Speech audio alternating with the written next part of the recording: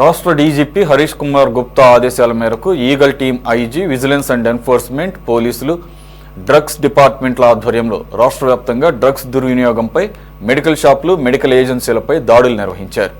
ముఖ్యమంత్రి నారా చంద్రబాబు నాయుడు ఆదేశాలతో హోంమంత్రి వంగలపూడి అనిత సూచనలకు అనుగుణంగా ఆపరేషన్ గరుడ కార్యక్రమం చేపట్టామని ఐజీ ఆకే రవికృష్ణ తెలిపారు. రాష్ట్ర డీజీపీ డ్రగ్స్ రహిత రాష్ట్రమే నిలపడమే లక్ష్యంగా పనిచేస్తున్నారన్నారు.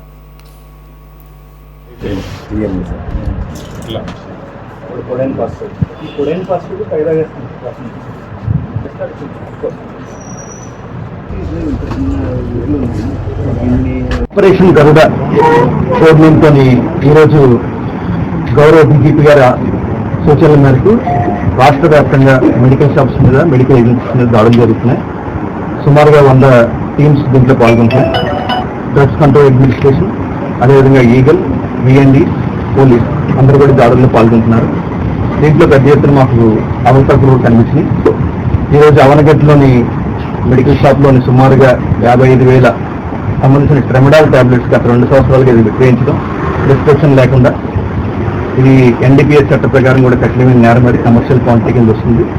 అదేవిధంగా ట్రెమడాల్ ఇంజెక్షన్స్, అల్ట్రాజోలం, ఇంకా ఇతరత్ర విషయాలు కూడా చాలా వైలేషన్ దీంట్లో కనిపించింది.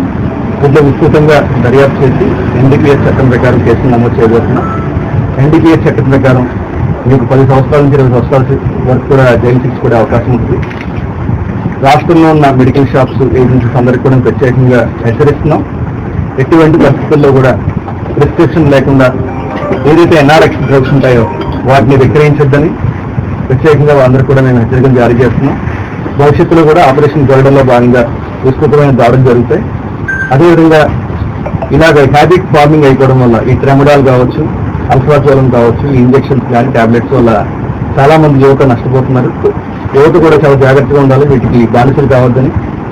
ఇవి కూడా కన్జ్యూమర్స్ కూడా నేరం చేసే అవకాశం ఉంది కాబట్టి కన్జ్యూమర్స్ కూడా ఈ చట్ట ప్రకారం నేరస్తులు అవుతారు. వాళ్ళకి భవిష్యత్తులో ఉద్యోగాలు కానీ ఇవన్నీ వచ్చే అవకాశాలు తగ్గిపోతే వాళ్ళందరూ కూడా అప్రమత్తంగా ఉండాలని ప్రత్యేకంగా అప్పీల్ చేస్తున్నాం. ఎటువంటి సమాచారం ఉన్నా సరే 1972కి ఈగల్